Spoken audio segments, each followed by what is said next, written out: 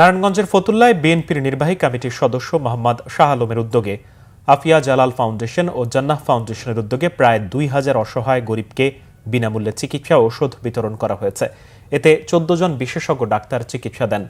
শনিবার সকাল ১০টা থেকে নারায়ণগঞ্জের ফতুল্লার পঞ্চবটি এলাকার ইউনাইটেড ক্লাবে এই ফ্রি মেডিকেল ক্যাম্প শুরু হয়। বিনামূল্যে চিকিৎসা ও ওষুধ পাওয়ায় এই উদ্যোগে সন্তুষ্ট রোগীরা। ফ্রি মেডিকেল টিমের চিফ কোঅর্ডিনেটর মোহাম্মদ আরাফাত উল্লাহ জিতু জানান, বিএনপির ৪৭তম প্রতিষ্ঠাবার্ষিকী উপলক্ষে বিএনপির নির্বাহী কমিটির সদস্য মোহাম্মদ শাহ আলমের উদ্যোগে অসহায় গরিবদের বিনামূল্যে চিকিৎসা ও ওষুধ বিতরণ করা হয়েছে।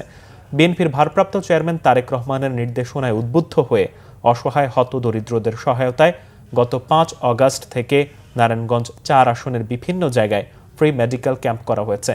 সেবা নিতে আসা রোগীরা জানান, এ ধরনের উদ্যোগ দরিদ্র ও নিম্নবিত্ত মানুষের জন্য খুব উপকারী।